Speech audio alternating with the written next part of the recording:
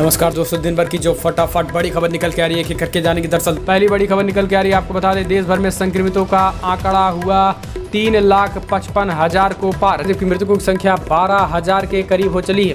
इस बीच राजस्थान की बात करें तो आज 122 मामले सामने आए हैं, जबकि ओडिशा में भी 175 मामले सामने आ चुके हैं। हिमाचल प्रदेश में अभी तक 8 मामले आए हैं, नागालैंड में भी 2 मामले। दुनिया भर में 69,41,000 कन्फर्म केसेस, तो वहीं 4,34,000 के करीब लोगों की मौत हो गई है।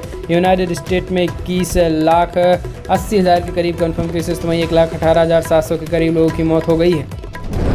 लगातार पूर्वी लद्दाख की गलवान घाटी में सोमवार रात चीनी सैनिकों के साथ झड़प में भारतीय सेना के कर्नल सहित 20 सैनिक शहीद हो गए थे।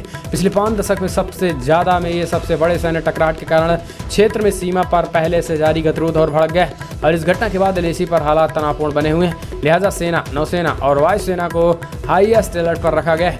सूत्रों के मुताबिक सरकार ने तीनों सेनाओं को किसी भी स्थिति से निपटने के लिए तैयार रहने की खुली छूट दे दी है। उन्होंने कहा है कि अगर कोई भी एक्शन रिएक्शन होता है तो मुंहतोड़ जवाब दिया जाए। हम अपने देश की अखंडता और संप्रभुता के साथ समझौता भी नहीं करते।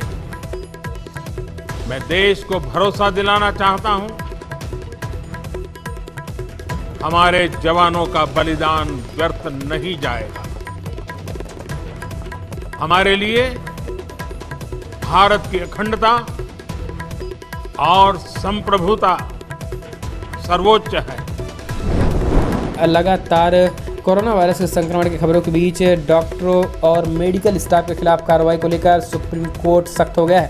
बुधवार को सर्वोच्च अदालत ने इस मामले को लेकर दिल्ली की सरकार को फटकार लगाई है। उन्होंने कहा कि डॉक्टरों और मेडिकल स्टाफ के खिलाफ कार्रवाई को लेकर सुप्रीम कोर्ट ने कहा है कि आप डॉक्टरों और मेडिकल स्टाफ को धमकी नहीं दे सकते हैं। उन्हें प्रताड़ित करना और उनके खिलाफ FIR दर्ज करने की प्रक्रिया को तुरंत रोका जाए।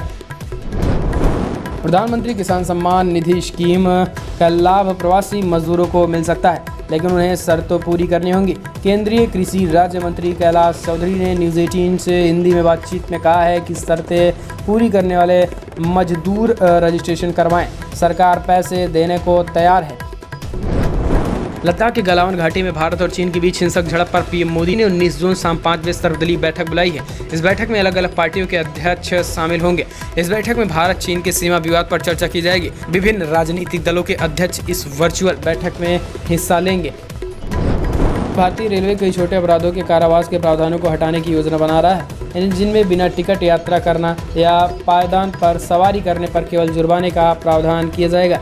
इसके लिए कारावास के प्रावधान को हटाया जा सकता है। अदालतों पर मामलों का बोझ कम करने के लिए केंद्र सरकार कई सारे भारतीय कानून और प्रावधानों को हटाने पर विचार कर रही है। इसमें रेलवे अधिनियम 1989 के अंतर्गत एक अवैध गतिविधि के रूप में भी भीख मांगने जैसे अपराधों को हटाना भी शामिल किया गया है। बॉलीवुड के उभरते हुए सुपरस्टार सुशांत सिंह राजपूत की आत्महत्या का मामला तोल पकड़ने लगा है। अब इस घटना में जहां बॉलीवुड के कई स्टार्स के खिलाफ पटना में विरोध प्रदर्शन हुआ, तो वहीं आत्महत्या के इस मामले में बिहार के ही मुजफ्फरपुर में बॉलीवुड के सलमान खान समेत करण जौहर, एकता कपूर, संजय लीला भंसाली, आदित्य चोपड़ा, साजिद नाडियावाला के खिलाफ केस दर्ज कर लिया गया है। इन सभी पर सुशांत सिंह राजपूत को आत्महत्या के लिए मजबूर करने का आरोप लगाया गया है। यूपी के सरकारी और निजी हॉस्पिटलों में सभी प्रकार की OPD शुरू करने के निर्देश दिए गए हैं। इसके लिए प्रमुख सचिव स्वास्थ्य अमित मोहन प्रसाद ने जरूरी दिशा निर्देश जारी कर दिया। उन्होंने अपनी दी जारी दिशा निर्देश में बताया है कि सभी सरकारी प्राथमिक स्वास्थ्य केंद्र, सामुदायिक स्वास्थ्य केंद्र व अन्य अस्पतालों में इंफ्रारेड थर्मामीटर से मरीज व तीमारदार की स्क्रीनिंग होगी। मरीजों के साथ सिर्फ एक तीमारदार ही हॉस्पिटल आ सकेगा। रोगी व उसके तीमारदार को मास्क अनिवार्य रूप से पहनना होगा। ऐसे रोगी जिन्हें सर्दी, जुकाम, बुखार या सांस लेने में दिक्कत है, उन्हें पृथक कक्षा में बैठाया जाएगा। लाइन ऑफ एक्चुअल कंट्रोल पर चीन के साथ हिंसक झड़प में शहीद कर्नल संतोष बाबू का पार्थिव शरीर आज हैदराबाद पहुंचेगा। उनका शाम 4 बजे अंतिम संस्कार किया गया है। शहीद कर्नल की पत्नी और बच्चे दिल्ली से हैदराबाद पहुंच गए, बाकी परिवार हैदराबाद में है। शहीद कर्नल संतोष बाबू के पिता बी उपेंद्र ने कहा है कि वो केवल 37 साल का था, उसके सामने एक सुनहरा भविष्य था। बतौर पिता मैं दुखी हूँ, लेकिन एक भारतीय नागरिक और सैनिक फैमिली का हिस्सा होने के कारण मुझे अपने बेटे पर गर्व है। देश में एक तरफ लद्दाख सीमा तो बॉर्डर चल ही रहा है, लेकिन कोविड-19 से भी देश जूझ रहा है। ऐसे में संकट पर प्रधानमंत्री मोदी मुख्यमंत्रियों के साथ आज यानी शनिवार को भी दूसरे चरण की मीटिंग कर रहे हैं। हालांकि इस मीटिंग में पश्चिम बंगाल के मुख्यमंत्री ममता बनर्जी हिस्सा नहीं ली हैं। इस बैठक में वीडियो कॉन्फ्रेंसिंग के जरिए होने वाली है और यहाँ पर ममता बनर्जी ने एक बार फिर से पीएम मोदी के साथ बैठक में भाग लेने से इनकार किया है। बाकी सभी मुख्यमंत्री ने पीएम मोदी के ज्वाइन किया है।